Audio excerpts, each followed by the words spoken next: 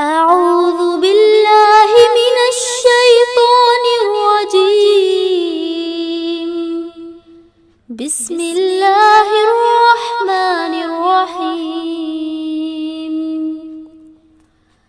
قد أفلح المؤمنون الذين هم في صلاتهم خاشعون.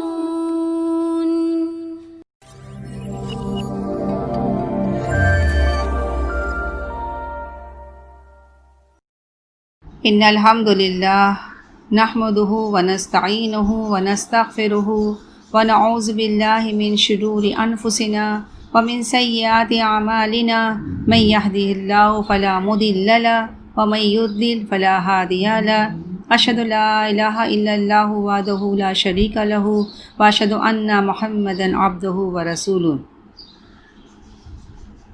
اعوذ باللہ من الشیطان الرجیم. بسم اللہ الرحمن الرحیم. قد افلح المؤمنون الذین هم فی صلاتهم خاشعون. صدق اللہ العظیم. رب اشرح لی صدری ویسر لی امری واحلل عقدۃ من لسانی یفقہوا قولی. رب زدنی علما. معزز خواتین، السلام علیکم ورحمۃ اللہ وبرکاتہ.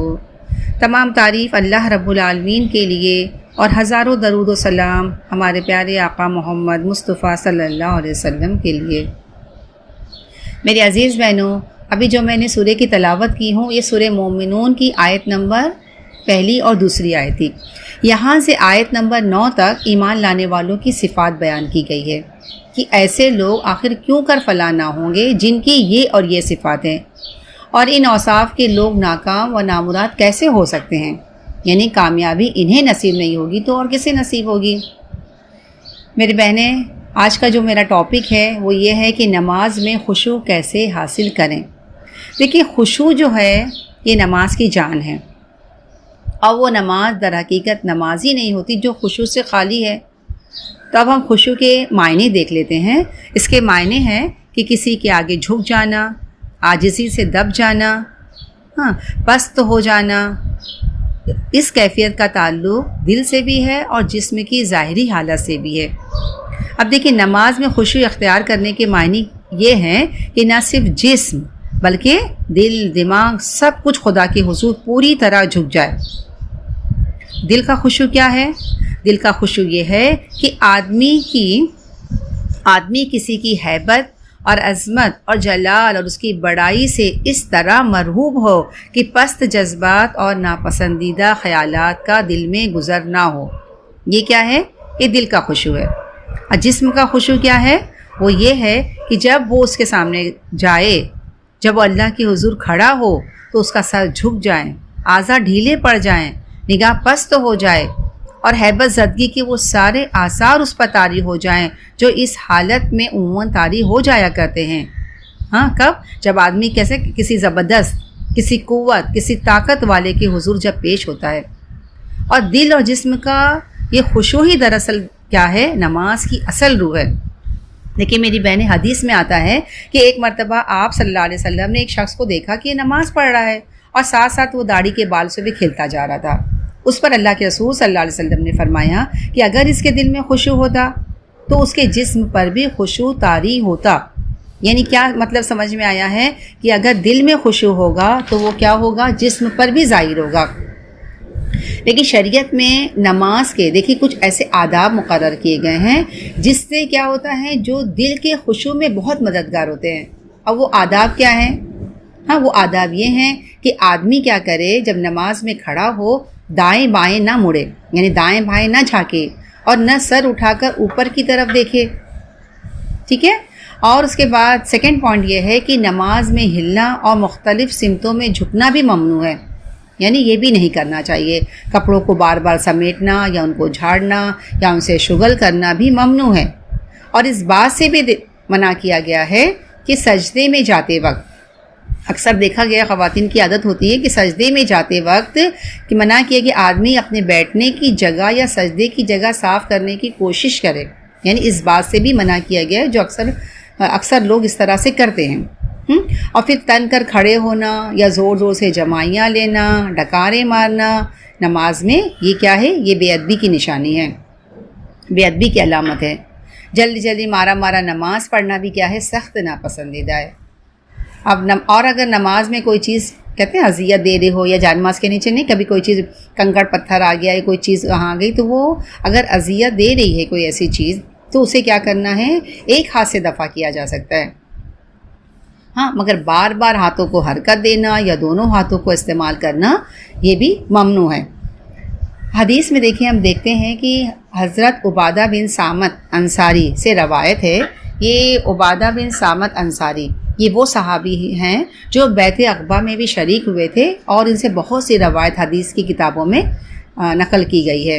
وہ روایت کرتے ہیں کہ میں گواہی دیتا ہوں کہ میں نے رسول صلی اللہ علیہ وسلم کو فرماتے سنا ہے کہ 5 نمازیں ایسی ہیں جن کو اللہ تعالیٰ نے اپنے بندوں پر فرض کیا ہے۔ جس نے اس کے لیے اچھی طرح وضو کیا، نمبر 1 پوائنٹ ہے، اور اس کا حق ادا کیا، یعنی جس نے اس کے لیے نماز کے لیے اچھی طرح وضو کیا، اس کا حق ادا کیا، اور جس نے ان کے لیے رکوع و سجود کیے اور خشوع کے لحاظ سے ان کو مکمل کیا، تو اس کے لیے اللہ کی طرف سے یہ وعدہ ہے کہ وہ کیا کرے گا؟ اس شخص کو بخش دے گا، اور جو ایسا نہ کرے گا اس کی طرف سے اللہ کے اوپر کوئی ذمہ داری نہیں ہے۔ اگر وہ چاہے گا تو اسے بخش دے گا، اور اگر چاہے گا تو اسے عذاب دے گا۔ یہ حدیث ابو داود میں ہے، نسائی میں ہے، مسند احمد میں ہے۔ میری بہنیں، اگر ہم اس حدیث کے آخری الفاظ پر غور کرتے ہیں تو ہم دیکھتے ہیں کہ بہت اہم باتیں، وہ بھی بہت اہم ہیں۔ وہ کیا ہے کہ ان میں 5 نمازوں کے ساتھ اللہ تعالیٰ نے مغفرت کا جو وعدہ فرمایا ہے، اس کی شرائط یہاں بیان کی گئی ہے۔ یہ اللہ کے اوپر عہد ہے، علی اللہ عہد ان یغفر لہ، یعنی اللہ کے اوپر عہد ہے کہ اللہ تعالیٰ اس کو ضرور بخش دے گا۔ ساتھ ہی یہ بھی فرمایا ہے کہ جو ان شرائط کو پوری طرح ادا نہیں کرے گا تو پھر اس کا کوئی ذمہ اللہ نے نہیں لیا، لیکن دروازہ بہرحال کھلا ہے، چاہے گا تو بخش دے گا اور چاہے گا تو اسے عذاب دے گا۔ لیکن میری بہنیں، اگر ہم حدیث کو 3 حصے میں تقسیم کرتے ہیں، پہلا حصہ ہے کیا ہے کہ اچھی طرح وضو کرنا اور اس کا حق ادا کرنا، ٹھیک ہے۔ دوسرا حصہ کیا ہے؟ رکوع و سجود کو ٹھیک طریقے سے کرنا، اور تیسرا حصہ ہے کہ خشوع کے لحاظ سے اس کو مکمل کرنا۔ وضو کے بارے میں الحمدللہ ہم سب جانتے ہیں کہ ہمیں کیسا وضو کرنا چاہیے، ہاں، اور سنت کے مطابق کرنا چاہیے۔ جن اعضاء کو دھلنے کا حکم دیا گیا ہے وہ بال برابر بھی سوکھا نہ رہ جائے، یہ ہم سب کو الحمدللہ پتہ ہے۔ اور وضو کرنے سے پہلے بسم اللہ الرحمن الرحیم پڑھنا چاہیے، کیونکہ بعض فقہ کے نزدیک تو جو وضو اللہ کے نام سے شروع نہ ہو وہ ہوتا ہی نہیں وضو ہے۔ اور اس کے بعد وضو کے بعد اللہ تعالیٰ نے کیا دعا بتائی ہے، کیا پڑھنے کے لیے فرمایا ہے کہ یہ دعا ہے، الحمدللہ آپ سب لوگوں کو یاد بھی ہوگی، اور جن کو یاد نہیں ہے وہ اسے یاد کر لیں، کیونکہ وضو کے بعد یہ دعا ضرور پڑھنی چاہیے۔ اللہم اجعلنی من التوابین واجعلنی من المتطہرین۔ دیکھیے اس کا ترجمہ کتنا بہترین ہے نا، اے اللہ تو مجھے ان میں سے کر دے جو توبہ کرتے ہیں اور گناہوں سے پاک ہوتے ہیں۔ میری بہنیں، وضو کے بارے میں آپ صلی اللہ علیہ وسلم نے کہیں مختصر الفاظ میں اور کہیں تفصیلی الفاظ میں بشارت دی ہے، اور کہ وضو کے ساتھ ساتھ اس کے گناہ دھلتے جاتے ہیں۔ ہاتھ دھوتا ہے تو ہاتھ کے گناہ دھل جاتے ہیں، پاؤں دھوتا ہے تو پاؤں کے گناہ دھل جاتے ہیں۔ اور ایک بخاری اور مسلم کے مختصر روایت میں یہ ہے کہ یہاں تک کہ ناخن کے نیچے جو گناہ ہوتے ہیں وہ بھی پانی کے ساتھ بہہ جاتے ہیں۔ لیکن وضو کے لیے کیا ہے؟ خشوع کی شرط لازمی ہے۔ اگر اس طرح وضو ہو جس میں اللہ تعالیٰ کے دربار میں حاضری کا احساس ہو، اس کی فکر ہو، اس کا خوف ہو، اس کی طلب ہو، اس کے لیے کیا کرنا ہے؟ تیاری ہو، ہاں، تو اس کے لیے پاکیزگی کی فکر ہو۔ پھر جسم کے ہاتھ پاؤں چہرے ہی کی پاکیزگی کافی نہیں ہے، بلکہ دل کی پاکیزگی بھی ہو، تو یہ وضو ایسا وضو ہوگا جس سے ہم اللہ کے دربار میں حاضری کے لیے واقعی تیار ہوں گے، اور نماز کے اندر وہ خشوع پیدا ہوگا، ہاں، کہ جس نماز کے اندر اس سے کیا ہوگا؟ خشوع پیدا ہوگا۔ اور میری بہنیں، وضو کے بارے میں تو ایک بہت بہترین حدیث ہے، اور اس کا کتنا دیکھیں زبردست فائدہ بھی ہے۔ حضرت ابو ہریرہ فرماتے ہیں، حضرت ابو ہریرہ سے روایت ہے کہ آپ صلی اللہ علیہ وسلم نے فرمایا کہ میرا حوض عدن اور ایلا کے فاصلے سے بھی زیادہ بڑا ہے، یعنی جو حوض آپ صلی اللہ علیہ وسلم کو نصیب ہوگا اس کے بارے میں یہ بات آتی ہے کہ بہت لمبا، بہت چوڑا اور بہت بڑا ہے، اور اس کا پانی برف سے زیادہ سفید، شہد اور دودھ سے زیادہ میٹھا ہے۔ اس پر رکھے ہوئے برتن تعداد میں آسمان کے تاروں سے بھی زیادہ ہیں۔ قیامت کے روز میں اور دوسری امت کے لوگوں کو اس طرح اپنے حوض پر آنے سے روکوں گا جس طرح کوئی آدمی دوسرے آدمی کے اونٹوں کو اپنے حوض پر آنے سے روکتا ہے۔ تو صحابہ کرام نے عرض کیا، اللہ کے رسول، کیا آپ ہم کو اس روز پہچان لیں گے کہ ہم آپ کی امت کے لوگ ہیں؟ یعنی سوچیں، اتنی مخلوق ہوگی، اتنا ہجوم ہوگا، تو آپ صلی اللہ علیہ وسلم نے کیا فرمایا؟ ہاں، وضو کے بعد تمہارے ہاتھ پاؤں اس قدر روشن اور چمکدار ہوں گے کہ ایسے نشان کسی دوسری امت کے لوگوں کے لیے نہیں ہوں گے۔ اور ایک حدیث میں آتا ہے کہ جو جتنا چاہے اس چمک کو بڑھا لے۔ تو میری بہنیں دیکھیں وضو کا کتنا بڑا فائدہ ہے۔ ہاں، یہ سوچ کر ہم وضو کریں کہ اس کی بہت زیادہ فائدے ہیں، اور قیامت کے روز یہ ہماری پہچان ہوگا۔ آپ صلی اللہ علیہ وسلم اس کے ذریعے سے ہمیں پہچانیں گے، اپنے حوض سے پانی پلائیں گے، شفاعت کریں گے۔ اور ہمیں کیا چاہیے؟ اور اگر ہم ہاتھ منہ کالا لے کر گئے، کبھی وضو ہی نہیں کیا، تو پھر آپ ہمیں کیسے پہچانیں گے؟ میری بہنیں، یہ وضو کی اہمیت ہو گئی ہے۔ اب اس کے بعد ہم دیکھتے ہیں اس حدیث کا جو دوسرا حصہ ہے وہ کیا ہے کہ رکوع سجود کو ٹھیک طریقے سے کرنا۔ یعنی نماز کو پورے اطمینان کی، نماز میں جو رکوع اور سجود ہم کرتے ہیں اس کو پورے اطمینان کے ساتھ کرنا، سکون کے ساتھ کرنا، کیونکہ نبی کریم صلی اللہ علیہ وسلم نے اس کی بہت زیادہ تعلیم دی ہے، یہاں تک کہ آپ نے اس کے لیے اتنی سختی بھی اختیار فرمائی ہے کہ ایک آدمی مسجد میں آیا، اس نے نماز پڑھی۔ دیکھیں میری بہنیں، ہر لوگوں میں سے بھی بہت سے لوگ ایسے ہوتے ہیں جو ایسی نماز پڑھتے ہیں جیسے جلدی سے کھڑے ہوئے، جلدی سے جھک گئے، پورے جھکے بھی نہیں پائے تھے کہ پھر کھڑے ہو گئے، کھڑے بھی نہ ہونے پائے تھے کہ سجدے میں سر رکھ دیا، سر بھی نہیں اٹھانے پائے تھے کہ اٹھ کر بیٹھ گئے، پورے بیٹھنے بھی نہیں پائے تھے کہ پھر جلدی سے دوبارہ جھک گئے۔ یعنی اس شخص نے بھی کیا کیا؟ اسی طرح نماز پڑھی۔ وہ آیا، اس نے آ کر حضور صلی اللہ علیہ وسلم کو سلام کیا، آپ نے وعلیکم السلام کہا، اور کیا فرمایا کہ تمہاری نماز نہیں ہوئی، دوبارہ جا کے نماز پڑھو۔ وہ شخص واپس گیا، اس نے دوبارہ نماز پڑھی اور پھر اسی طرح پڑھی۔ ہاں، مطلب جیسے اس کی عادت تھی، وہ اپنے روٹین کے مطابق ویسے ہی نماز پڑھا، جس طرح سے وہ جلدی جلدی پڑھا کرتا تھا۔ پھر وہ آیا، پھر اس نے سلام کیا، آپ نے سلام کا جواب دیا، اور آپ نے پھر فرمایا لم تصلی، تو نے نماز نہیں پڑھی، واپس جاؤ اور پھر دوبارہ نماز پڑھو۔ پھر اس نے کیا کیا؟ تیسری دفعہ جا کر نماز پڑھی اور پھر اسی طرح نماز پڑھی۔ اب نماز پڑھنے کے بعد پھر اس نے آ کر سلام کیا، تو آپ صلی اللہ علیہ وسلم نے کیا فرمایا؟ پھر فرمایا تم نے نماز نہیں پڑھی۔ تو وہ شخص کیا کہتا ہے؟ حضور مجھے اس سے بہتر نماز پڑھنی نہیں آتی ہے، آپ مجھے تعلیم دیجئے کہ میں کیسے نماز پڑھوں۔ دیکھیے میری بہنیں، غور کریں کہ اللہ کے رسول صلی اللہ علیہ وسلم نے یہ عمل 3 دفعہ اس لیے کیا کہ یہ آپ کی تعلیم کا طریقہ تھا۔ آپ پہلی دفعہ بھی اس کو بتا سکتے تھے کہ تمہاری نماز میں یہ خامی ہے، لیکن 3 دفعہ نماز پڑھوا کر ایک تو آپ نے بات قبول کرنے کے لیے اس کے دل کو تیار کر لیا، اور دوسری کیا بات ہے؟ دوسری اس کی اہمیت اس کے دل میں بٹھا دی۔ ایک ہی بات کو 3 دفعہ دہراتے تاکہ لوگ اچھی طرح سن لیں، سمجھ لیں، اپنے دل و دماغ کے اندر بیٹھا لیں۔ پھر اللہ کے رسول صلی اللہ علیہ وسلم نے اس کو نماز کا طریقہ بتایا کہ کھڑے ہو تو اطمینان کے ساتھ کھڑے ہو، رکوع کرو تو اپنی پیٹھ کو سیدھا کر لو اور رکوع اطمینان کے ساتھ کرو۔ پھر جب کھڑے ہو تو سیدھے کھڑے ہو جاؤ، سجدہ کرو تو پوری پیشانی ٹیک دو، ہاتھ پنجے زمین پر رکھ دو، بیٹھے تو پیٹھ سیدھی ہونی چاہیے اور اطمینان کے ساتھ بیٹھو، پھر اسی طرح سجدہ کرو، تو یہ نماز مکمل نماز ہے۔ دیکھیے جو آدمی نماز میں رکوع اور سجدے کے اندر اس طرح سے ڈنڈی مارتا ہے کہ آدھا سجدہ کیا، رکوع آدھا کیا، تو حضور نے فرمایا ہے کہ یہ نماز کا چور ہے۔ فرمایا کہ بدترین چور وہ ہے جو نماز میں چوری کرتا ہے۔ لوگوں نے پوچھا کہ نماز کا چور کون ہوتا ہے؟ اللہ کے رسول صلی اللہ علیہ وسلم نے فرمایا کہ نماز کا چور وہ ہے جو رکوع اور سجدہ پورا نہ کرے۔ میری بہنیں، ساتھ ساتھ ہم اپنا بھی جائزہ لیتے جائیں کہ ہم خواتین بھی نماز میں اکثر چوری کر جاتے ہیں۔ کب کرتے ہیں پتہ ہے؟ جب ہم جائے نماز پر کھڑے ہوتے ہیں اور موبائل کی گھنٹی بج جائے، یا دروازے پر کھڑا کوئی بیل بجا رہا ہو، یا ہم چولہے پر کچھ چڑھائے ہوں، تو ہم کیا کرتے ہیں؟ ہمارا سارا دھیان کس طرف ہوتا ہے؟ اس چیز کی طرف ہوتا ہے، اور ہمارا نماز سے ہمارا دھیان ہٹ جاتا ہے، اور ہم سمجھ بھی نہیں پاتے ہم نے کیا پڑھا کیا نہیں پڑھا، بس کیا فکر ہوتی جلدی جلدی نماز کو مکمل کر لیں۔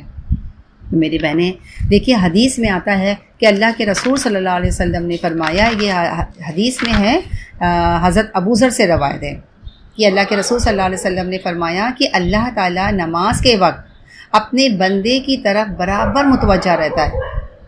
کب تک؟ جب تک کہ وہ دوسری طرف التفات نہ کرے، یعنی جب وہ رب کی طرف متوجہ رہتا ہے تو رب بھی بندے کی طرف متوجہ رہتا ہے، جب وہ دوسری طرف التفات کرتا ہے تو اللہ تعالیٰ کیا کرتا ہے؟ اس سے اپنا رخ پھیر لیتا ہے۔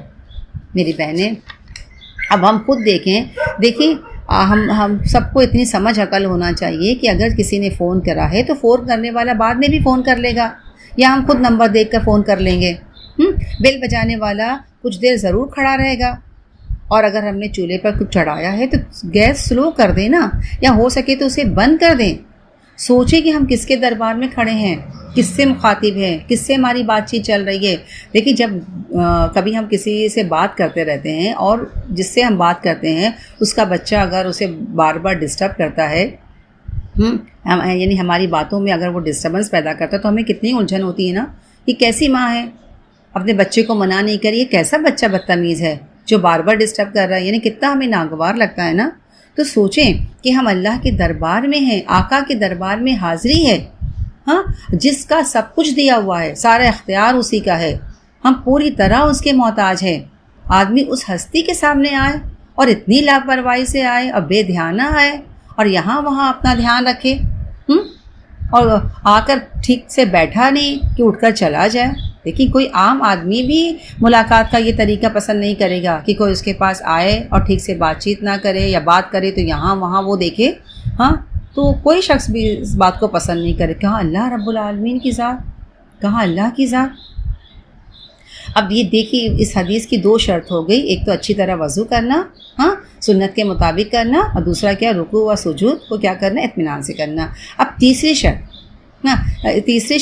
اس حدیث کی کیا ہے کہ وَأَتَمَّ خُشُوعَهُنَّ، وَأَتَمَّ خُشُوعَهُنَّ یعنی اپنے خشوع کو مکمل کر لیا۔ خشوع کے معنی میری بہنیں میں آپ کو بتا چکی ہوں، پھر ایک بار ہم خشوع کو سمجھ لیتے ہیں کہ جب نماز پڑھنے کھڑے ہوں تو کیا کرنا چاہیے؟ اللہ کا فقیر اور محتاج بن جائے، نگاہ جھک جائے، آواز پست ہو جائے، نیچی ہو جائے، سر جھک جائے۔ اب سوال یہ ہے کہ نماز میں خشوع کیسے حاصل کریں؟ تو میری بہنیں، اس کی ڈیٹیل میں جانے سے پہلے ہمیں نماز کی اہمیت کو سمجھنا ہوگا، اس کی فرضیت، اس کی فضیلت کو جاننا بہت ضروری ہے، کیونکہ جب تک ہم اس کی اہمیت کو نہیں سمجھیں گے، اس کی فضیلت کو نہیں جانیں گے، تو نماز پڑھنے کے اور ہم یہ نہیں جانیں گے کہ نماز پڑھنے کا فائدہ کیا ہے، نہ پڑھنے کا نقصان کیا ہے، تب تک کیا ہوگا؟ ہم نماز کے پابند نہیں ہوں گے، اور جب تک ہم نماز کے پابند نہیں ہوئے اور ہم نے نماز نہیں پڑھا تو پھر خشوع حاصل کرنے کا تو پھر سوال ہی پیدا نہیں ہوتا ہے۔ تو سب سے پہلے ہمیں نماز کا پابند ہونا ضروری ہے، نماز کو وقت پر پڑھنا ضروری ہے۔ تو آئیے میری بہنیں، ہم تھوڑی نماز کی اہمیت اور اس کی فضیلت دیکھ لیتے ہیں۔ حدیث میں ہے، مسند احمد کی حدیث ہے کہ جو شخص پابندی کے ساتھ اچھی طرح نماز پڑھے گا، قیامت کے دن وہ نماز اس کے لیے نور اور ایمان کی دلیل ہوگی اور نجات کا ذریعہ ثابت ہوگی۔ اور جو شخص توجہ اور پابندی کے ساتھ نماز ادا نہ کرے گا تو ایسی نماز اس کے لیے نور ثابت ہوگی، نہ ایمان کی دلیل ہوگی اور نہ وہ اسے عذاب سے بچانے والی ہوگی۔ ایسا شخص قیامت میں قارون، فرعون، حامان اور ابی بن خلف کے ساتھ ہوگا، یعنی جو جیسا ہوگا وہ آخرت میں اسی کے ساتھ اس کو ملا دیا جائے گا۔ ایک اور حدیث میں آتا ہے، یہ بھی مسند احمد کی حدیث ہے، کہ حضرت ابو ذر غفاری بیان فرماتے ہیں کہ ایک دن اللہ کے رسول صلی اللہ علیہ وسلم جاڑے کے دنوں میں جب پتجھڑ ہو رہا تھا باہر تشریف لائے اور آپ نے ایک درخت کی 2 ٹہنیاں پکڑ کر ہلائیں تو کیا ہوا؟ کھڑکھڑ پتے جھڑنے لگے۔ پھر آپ نے فرمایا، اے ابو ذر، جب کوئی مسلمان یکسوئی اور اخلاص کے ساتھ نماز پڑھتا ہے تو اس کے گناہ بھی اسی طرح جھڑ جاتے ہیں جیسے اس درخت کے پتے جھڑ رہے ہیں۔ اللہ کے رسول صلی اللہ علیہ وسلم نے کیا فرمایا؟ قرۃ عینی فی الصلاۃ، کیا فرمایا؟ نماز میری آنکھوں کی ٹھنڈک ہے۔ آپ صلی اللہ علیہ وسلم کی تو نماز کا میری بہنیں یہ حال تھا کہ اس قدر نماز سے قربت تھی کہ حضرت عائشہ رضی اللہ تعالیٰ عنہا فرماتی ہیں کہ آپ جب ہمارے پاس ہوتے اور ہمارے ساتھ بیٹھ کر باتیں کرتے ہوتے، جیسے ہی بلال کی اذان کی آواز ہم تک پہنچتی، آپ کیا کرتے؟ ایک دم سے اٹھ جاتے، ایسے جیسے آپ ہمیں پہچانتے ہی نہیں ہیں۔ میری بہنیں، اس قدر محبت ہے اللہ کے رسول صلی اللہ علیہ وسلم کو نماز کی۔ ہم اپنا جائزہ لیں، آپ ہمارے آئیڈیل ہیں، ہمارے رہبر ہیں، ہمارے رہنما ہیں، ہم آپ سے محبت کا دم بھرتے ہیں نا، محبت کا دم اللہ کے رسول صلی اللہ علیہ وسلم سے محبت کرتے ہیں نا، تو کیا ہماری محبت صرف زبانی ہے؟ میری بہنیں، محبت تو یہ تقاضا کرتی ہے کہ محبت کرنے والے کی ہر چیز سے محبت ہونا چاہیے، ورنہ پھر محبت کا مطلب ہی نہیں رہ گیا نا۔ تو ہم دیکھیں تو کیا نماز ہماری بھی آنکھوں کی ٹھنڈک ہے؟ کیونکہ آج کل کے اس رنگین دور میں ہم دیکھتے ہیں کہ بہت چیزوں میں آنکھوں کی ٹھنڈک رکھ دی گئی ہے، جیسے موبائل ہے، ٹی وی ہے، اور سب سے بڑھ کر دیکھیے واٹس ایپ ہے، اور ہم اسی سے کیا کرتے ہیں؟ اپنی آنکھیں ٹھنڈی کرتے رہتے ہیں، نماز کو ضائع کرتے رہتے ہیں۔ یہ نماز تو اللہ کے رسول صلی اللہ علیہ وسلم کو تحفے کے طور پر معراج کے موقع پر آپ کو دی گئی تھی، لیکن ہم کیا کرتے ہیں؟ کوئی پابندی نہیں ہے، جب سہولت ہوئی پڑھ لیا، جب سہولت ہوئی نہیں پڑھا۔ اگر کوئی مہمان آ گئے تو کیا کرتے ہیں؟ انہیں پکڑے ساتھ بیٹھے رہتے ہیں، نہ خود پڑھتے ہیں اور نہ تکلف کے مارے ان سے بھی نہیں کہتے ہیں چلیں آپ بھی پڑھ لیں۔ کبھی ٹی وی کے آگے بیٹھ جاتے ہیں، کبھی بچے لے کر گھومنے چلے گئے، نہ وقت دیکھا، نہ یہ دیکھا کہ نماز کا ٹائم نکل جائے گا، کہیں نماز چھوٹ نہ جائے۔ کوئی بات نہیں، چھوٹ گئی بعد میں پڑھ لیں گے، قضا کر لیں گے نا۔ اکثر یہ بھی باتیں لوگ سوچتے، کوئی بات نہیں بعد میں پڑھ لیں گے۔ میری عزیز بہنیں، یہ چھوٹ گئی تو چھوٹ گئی۔ میری عزیز بہنیں، ایک بات یاد رکھیں، نماز ایک ایسی واحد عبادت ہے جو کسی کنڈیشن میں بھی معاف نہیں ہے۔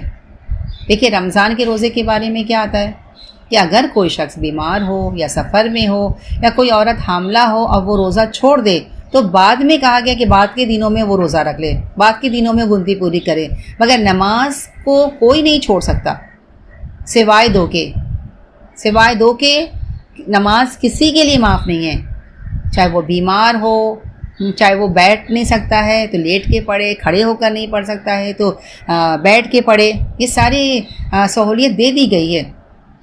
تو میری بہنیں سوائے دو کے، وہ دو کون ہیں؟ کون نماز چھوڑ سکتا ہے؟ سوائے دو کون ہیں؟ ایک پاگل اور ایک بے ہوش۔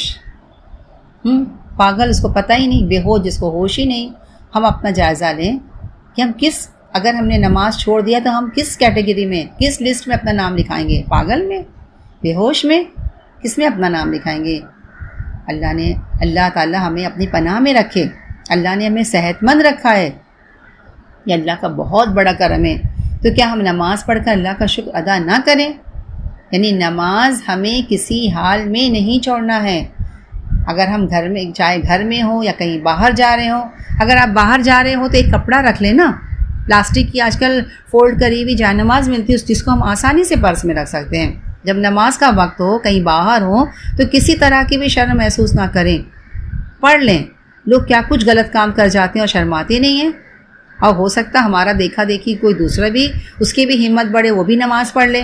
تو میری بہنیں، نماز کو ضائع ہونے سے بچائیں، کیونکہ قیامت کے روز سب سے پہلا حساب نماز کا ہوگا۔ یعنی پہلا پرچہ ہمارا نماز کا صحیح رہا، ٹھیک رہا تو انشاءاللہ تعالیٰ اللہ تعالیٰ سے اتنی امید ہے آگے کی منزل اللہ تعالیٰ آسان کر دے گا۔ نماز میں تو قرآن نہ پڑھنے والوں کے لیے بہت زبردست وعید آئی ہے، زبردست ڈراوا آیا ہے، اور آخرت میں زبردست رسوائی کا سبب بنے گا۔ دیکھیں سورہ قلم آیت نمبر 38 میں آتا ہے کہ اللہ تعالیٰ کیا فرماتا ہے، اس کا ترجمہ یہ ہے کہ جس دن ہلچل مچی ہوگی اور یہ لوگ سجدہ زیر ہونے کے لیے بلائے جائیں گے تو یہ سجدہ نہ کر سکیں گے، ان کی آنکھیں جھکی ہوں گی، اور صورتوں پر ذلت چھا رہی ہوگی۔ یہ وہی لوگ ہیں جب دنیا میں انہیں سجدہ کرنے کے لیے بلایا جاتا تھا تو یہ صحیح سالم تھے مگر سجدہ نہ کرتے تھے۔ اللہم لا تجعلنا منہم، اللہ تعالیٰ تو ہمیں ان لوگوں میں شامل نہ کرنا۔ یعنی قیامت کے دن ان کی پیٹھ بولتے ہیں ایسی اکڑی ہوگی، کیونکہ دنیا میں کبھی جھکے ہی نہیں نا اللہ کے آگے، کبھی نماز پڑھے ہی نہیں نا، تو سزا کے طور پر اللہ تعالیٰ ان کی پیٹھ کو ایسی اکڑا دے گا، وہ اس دن قیامت جھکنا بھی چاہیں گے تو نہیں جھکیں گے، یہ ان کی سزا ہوگی۔ دیکھیے سورہ مدثر میں آتا ہے کہ جنت والے مجرموں سے پوچھیں گے، کیا پوچھیں گے؟ ما سلککم فی السقر، کہ تمہیں کیا چیز دوزخ میں لے آئی؟ تو وہ کیا کہیں گے؟ قالو لم نکو من المصلین، کیا کہیں گے کہ ہم نماز پڑھنے والوں میں نہ تھے۔ دیکھیے میری بہنیں، اکثر لوگوں کو دیکھا گیا ہے کہ لوگ کیا کرتے ہیں، صبح کی نماز چھوڑ دیتے ہیں۔ بہت سے لوگ ایسے ہیں کہ باقی نماز تو پڑھ لیتے ہیں، صبح کی نماز پڑھنے میں بہت زیادہ کاہلی کرتے ہیں، اٹھتے نہیں ہیں، اور شیطان بھی انہیں کیا کرتا ہے، تھپکی دے دے کر سلاتا رہتا ہے۔ لیکن جب اللہ کے رسول صلی اللہ علیہ وسلم معراج پر گئے، آپ کو ساری چیزوں کا مشاہدہ کرایا گیا، تو نماز کے سلسلے میں یہ بات آتی ہے کہ ایک شخص سویا ہوا تھا، اور دوسرا شخص کے ہاتھ میں ایک بڑا سا پتھر تھا۔ وہ کیا کرتا ہے، اس سوئے ہوئے شخص کو مارتا ہے، اس طرح مارتا ہے کہ اس کا سر 2 ٹکڑے ہو جاتا ہے۔ پھر وہ شخص پتھر کو اٹھانے کے لیے بڑھتا ہے، کیونکہ وہ پتھر لڑک کر آگے چلا جاتا ہے۔ جب تک وہ پتھر اٹھا کر واپس آتا ہے، اتنی دیر میں اس کا سر پھر اپنی پہلی حالت میں آ جاتا ہے۔ یہ شخص اس کے ساتھ یہی عمل بار بار کرتا ہے۔ اللہ کے رسول صلی اللہ علیہ وسلم رحمۃ للعالمین یہ سب حیرت سے دیکھ رہے تھے۔ جبریل امین سے پوچھتے ہیں، یہ کون شخص ہے؟ جبریل امین نے فرمایا، یہ وہ شخص ہے جو نماز کے لیے نہیں اٹھتا تھا، نماز سے غافل تھا۔ میری بہنیں، کتنی زبردست وعید ہے، کتنا زبردست ڈراوا ہے۔ آج سے ہم عہد کر لیں کہ ہم کوئی نماز نہیں چھوڑیں گے، چاہے فجر کی نماز ہو، چاہے عشاء کی نماز ہو، کوئی نماز نہیں چھوڑیں گے۔ انشاءاللہ تعالی ہم نماز کی پابندی کریں گے، کبھی اس سے غفلت نہیں برتیں گے۔ وعدہ کرتے ہیں نا آپ سب؟ ہاں انشاءاللہ تعالی ہم سب وقت پر نماز اپنی ادا کریں گے انشاءاللہ تعالی۔ الحمدللہ اب جب ہم نے نماز کی پابندی کر ہی لی ہے، تو کیوں نہ ہم ایسی نماز پڑھیں جس سے ہمارا رب ہم سے راضی ہو جائے، اور وہ یہ کہ نماز کو خشوع کے ساتھ پڑھنا۔ ہاں دیکھیے، ہم دعا بھی کرتے ہیں نا کہ اللہ تعالیٰ تو ہماری نماز میں خشوع پیدا کر دیں، تو اب ہم یہ دیکھتے ہیں کہ اب کی خشوع کیسے حاصل ہوتا ہے۔ ہاں یہ ہم سب جاننے کی کوشش کریں گے۔ دیکھیے کچھ عملی تدابیر ہے جو میں آپ کے سامنے رکھنے کی کوشش کرتی ہوں کہ اگر ہم سب نے اس پر عمل کیا تو یہ ہماری نماز کو انشاءاللہ تعالیٰ اچھا بنا دے گی، بہتر بنا دے گی، اور ایک اطمینان سے کیفیت طاری کر دے گی انشاءاللہ۔ تو ہم سب اس پر بھرپور عمل کرنے کی کوشش کریں گے تو اللہ کی مدد بھی ضرور آئے گی، اور اللہ تعالیٰ ہماری نماز میں خشوع بھی پیدا کر دے گا۔ دیکھیے پہلی بات ہے اور سب سے اہم بات یہ ہے کہ جو کچھ ہم نماز میں پڑھتے ہیں اس کا معنی ہمیں یاد ہونا چاہیے۔ یعنی یہ جو سب سے پہلے یہ جو چھوٹے چھوٹے جو جملے ہیں نا، اس کا معنی تو ہمیں ضرور یاد ہونا چاہیے، ہر شخص کو یاد ہو۔ جیسے کہ کہتے ہیں اللہ اکبر، ہاں اللہ بڑا ہے، یہ محسوس کرتے ہوئے پڑھیں کہ واقعی اللہ بڑا ہے۔ سبحان رب العظیم، سبحان رب الاعلیٰ، میرا رب بڑا عظیم ہے، میرا رب بہت اعلیٰ ہے۔ یہ ضروری ہے کہ آدمی نماز جب پڑھ رہا ہو تو اس کو معلوم ہونا چاہیے کہ وہ اپنے رب سے کیا بات کر رہا ہے۔ دیکھیے جب شراب پوری طرح منع ہوئی تھی تو قرآن مجید نے یہ کہا کہ جب تم نشے کے عالم میں ہو تو نماز مت پڑھو، تاکہ تم جانو کہ تم کیا کہہ رہے ہو، ایسا نہ ہو کہ تم کو خبر بھی نہ ہو کہ تم کیا کہہ رہے ہو۔ اب دیکھیے ہم میں سے اکثر لوگ تو ایسے نماز پڑھتے ہیں کہ ہمیں خبر ہی نہیں ہوتی کہ ہم اللہ تعالیٰ سے کیا بات کر رہے ہیں۔ اس لیے اب تک ہمیں ان صورتوں کا ترجمہ یاد نہیں ہے جو ہم نمازیں پڑھتے ہیں، تو اسے یاد کر لیں۔ یعنی جن لوگوں کو نماز میں ہم جو صورتیں پڑھتے ہیں اگر اس کا ترجمہ یاد نہیں ہے تو اس کا ترجمہ یاد کرنے کی کوشش کریں، یا کم از کم اس کو سمجھنے کی کوشش کریں کہ وہ آیت کا مطلب کیا ہے، اس سورے کا مطلب کیا ہے، کیونکہ یہ بہت ضروری چیز ہے۔ اور جب تک ہم نماز میں اس کا مطلب نہیں سمجھیں گے نا، ہمیں نماز پڑھنے میں نہ کوئی لطف آئے گا، نہ کوئی مزہ آئے گا، اور نہ ہمارے نماز میں خشوع پیدا ہوگا۔ دیکھیے میری بہنیں، جب جو الفاظ ہم عربی میں ادا کرتے ہیں، دل میں ہم کیا کریں، وہ اپنی لینگویج میں، بھلے آپ کی لینگویج اردو یا جو بھی لینگویج ہے، اس کا مطلب اس دل میں دہراتے جائیں، اس کا ترجمہ دل میں دہراتے جائیں۔ ہاں، اور یہ ضروری ہے تاکہ ہمیں پتہ چلے کہ ہم اپنے رب سے کیا باتیں کر رہے ہیں۔ اور میری بہنیں، اور جن لوگوں کو صورتوں کا ترجمہ یاد ہے تو وہ کیا کریں، وہ بدل کر صورتیں پڑھیں، کیونکہ جو صورت انسان ریگولر پڑھتا ہے اسے وہی سورے بار بار نہیں پڑھیں، کیونکہ اکثر ایسا ہوتا ہے کہ ہمیں پتہ ہی نہیں ہوتا ہے ہم نے سورہ پڑھا، کب رکوع کیا، کب سجدہ کیا، اور سلام پھیرتے ہیں، اور بعد میں ہم سوچتے ہیں کہ میں نے کون سی سورہ پڑھی، تو ہم کو یاد بھی نہیں رہتا کہ میں نے کون سی سورہ پڑھی، کیونکہ ہم اپنے ریگولر جو جیسے پڑھتے ہیں رٹے رٹائے صورتیں ہیں، رٹی رٹائی وہ پڑھ لیتے ہیں، کچھ ہم کو دھیان نہیں دیتے ہیں۔ تو جب ہم اس کو صورتوں کو بدل کر پڑھیں گے، نئی صورتیں پڑھیں گے، ہاں نئی صورتیں پڑھیں گے، تو دیکھیے اس میں ایک لطف آئے گا، نئی نئی صورتوں کو جب یاد کریں گا، وہی علم تری کیف سے سورہ ناس تک نہیں پڑھیں، نئی نئی صورتیں پڑھیں، ایک الگ لطف آئے گا۔ اور کیونکہ دیکھیے ہمارا دھیان جب اس نئی سورہ کو صحیح طریقے سے پڑھنے میں رہے گا کہ کہیں ہم سے غلطی نہ ہو جائے۔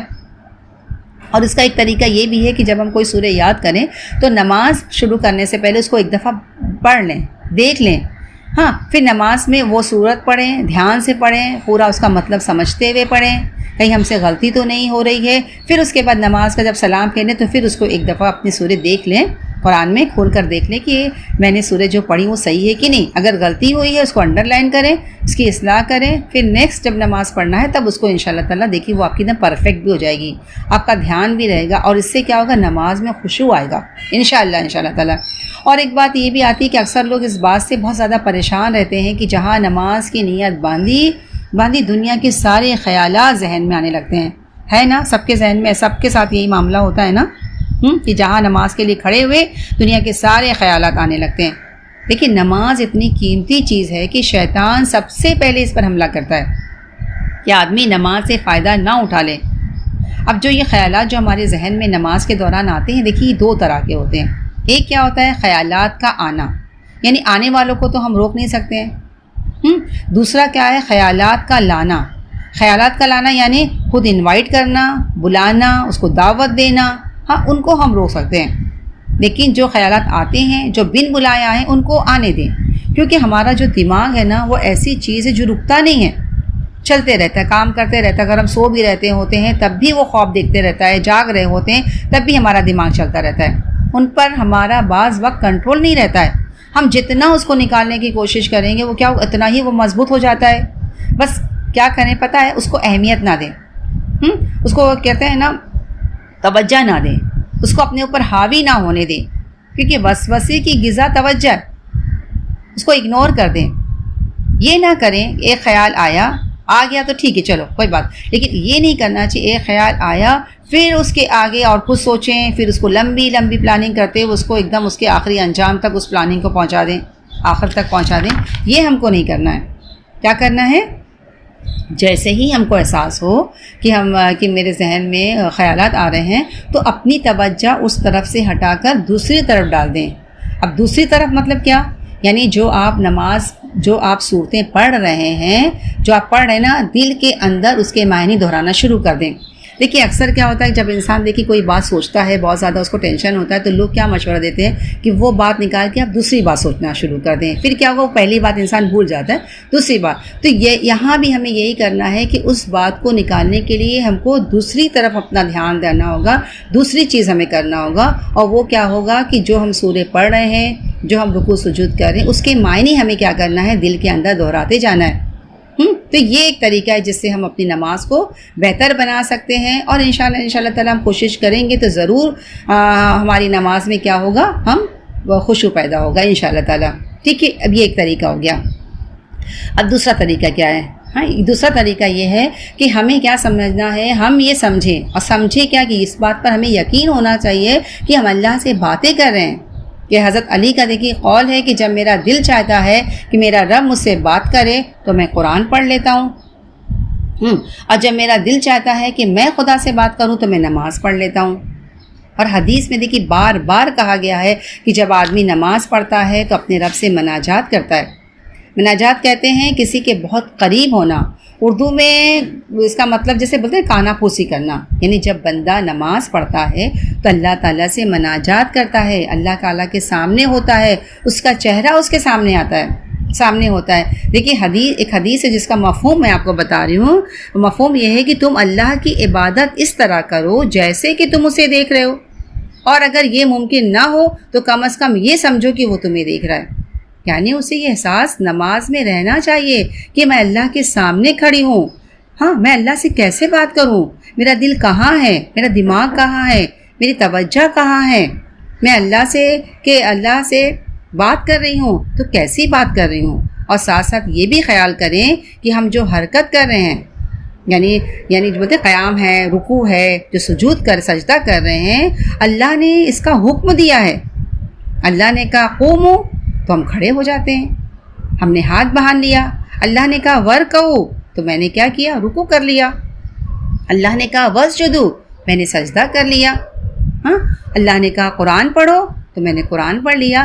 گویا اگر ہم یہ سمجھیں کہ اللہ ہمارے سامنے ہے اور وہ ہم کو حکم دیتا جا رہا ہے اور ہم وہ کام کرتے جا رہے ہیں، تو یہ ایک ایسا طریقہ ہے میری بہنیں جس سے ہماری بات چیت اللہ تعالیٰ کے ساتھ پوری نماز میں رہے گی۔ سمجھ میں آ گئی بات؟ یعنی ہمیں کیا سمجھنا ہے، ہم یہ سمجھیں کہ ہم اللہ تعالیٰ کے سامنے اس کے حکم کی تعمیل میں کھڑے ہیں، جیسے جیسے وہ حکم دیتا جا رہا ہے ویسے ویسے ہم کرتے چلے جا رہے ہیں۔ ہاں، انشاءاللہ تعالیٰ یہ عمل بھی کریں گے تو انشاءاللہ تعالیٰ ہماری نماز میں خشوع پیدا ہوگا۔ دیکھیے اب ہم دیکھتے ہیں تیسری اور اہم بات یہ ہے، ایک حدیث میں آتا ہے، کہی گئی ہے کہ ایک آدمی نے آ کر آپ صلی اللہ علیہ وسلم سے پوچھا کہ مجھے کچھ نصیحت فرمائیے۔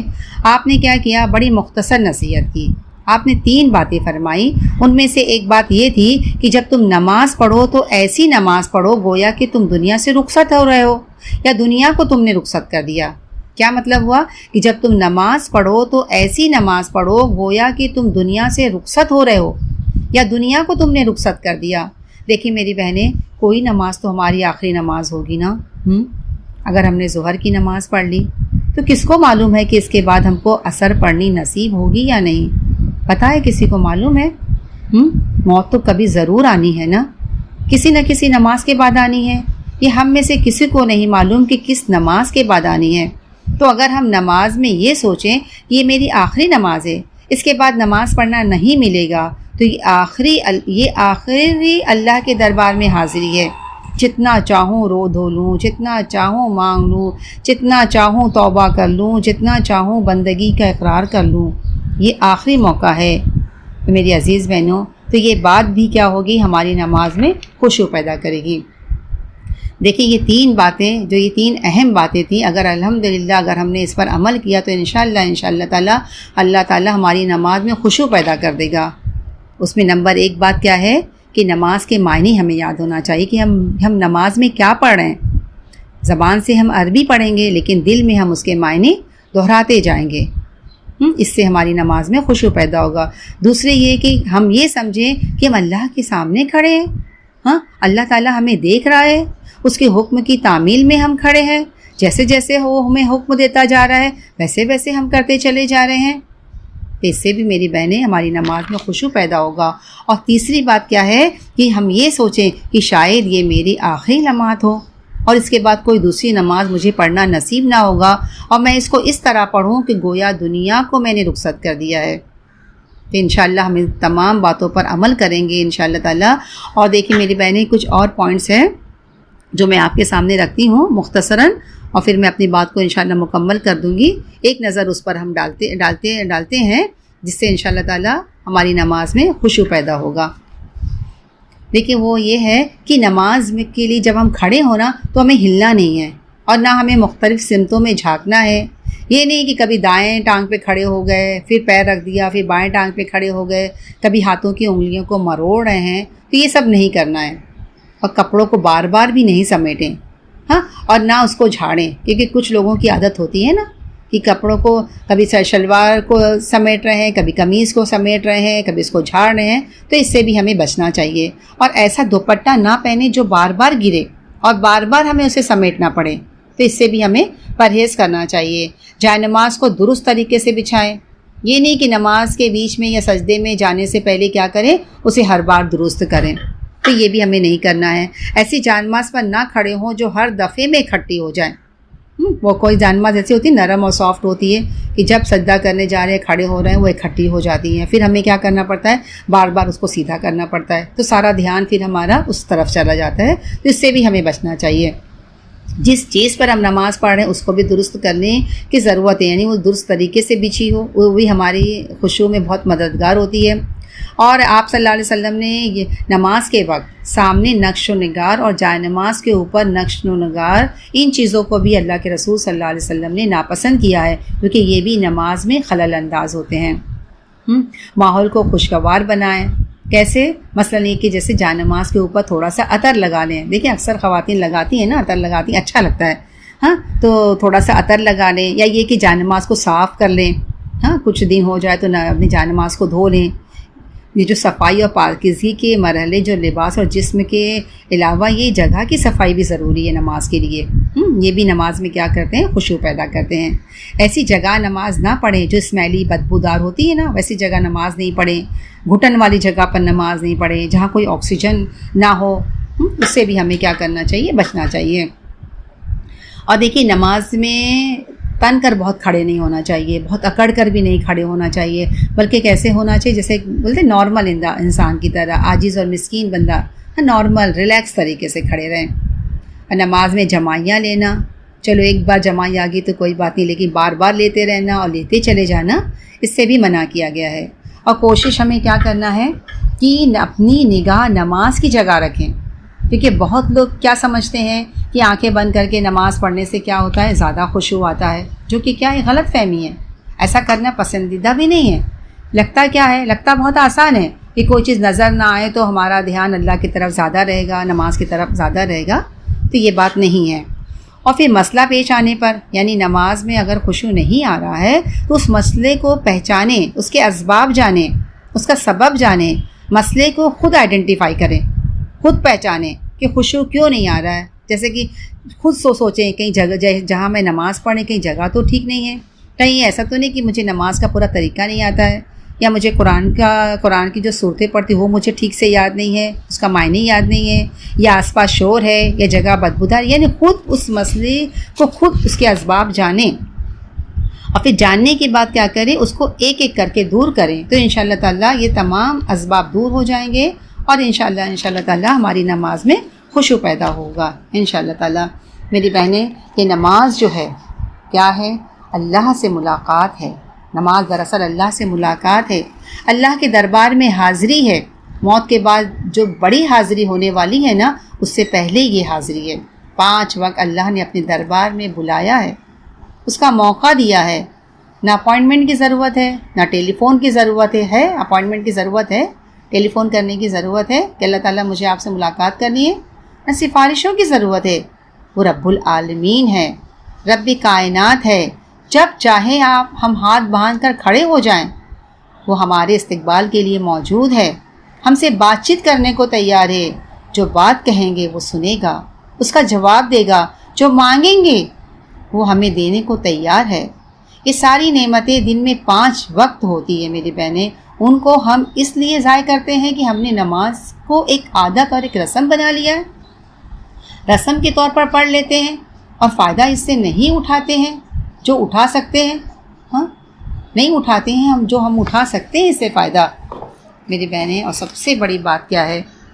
سب سے بڑی بات یہ ہے کہ اللہ سے خوب دعائیں کریں کہ اللہ تو میری نماز میں خشوع پیدا کر دے، مجھے نماز کی محبت دے دے، شوق دے دے، نماز کو میری آنکھوں کی ٹھنڈک بنا دے۔ دل سے دعا مانگیں، جس طرح ہم دنیا کی چیز کے لیے تڑپ کر مانگتے ہیں نا، اسی طرح ہمیں کیا کرنا ہے؟ دین کے لیے بھی، اپنی آخرت کے لیے بھی تڑپ کر مانگنے ہیں۔ اللہ تعالیٰ سے خوب رو کر مانگنا ہے، گڑا کر مانگنا ہے۔ انشاءاللہ ہم دیکھیں گے کہ اللہ کی رحمت بہت قریب ہے۔ آئیے میری بہنیں، ہم سب کوشش کریں، نیت کریں کہ اپنی نماز کو بہتر بنائیں گے، اس کے اندر خشوع پیدا کریں گے، رکوع سجود کو مکمل کریں گے، وضو کے اندر پاکیزگی کی فکر کریں گے۔ اللہ تعالیٰ مجھے اور آپ کو اس پر عمل کرنے کی توفیق عطا فرمائے، آمین یا رب العالمین۔ ربنا تقبل منا انکا انت السمیع العلیم وتب علینا انکا انت التواب الرحیم، آمین یا رب العالمین۔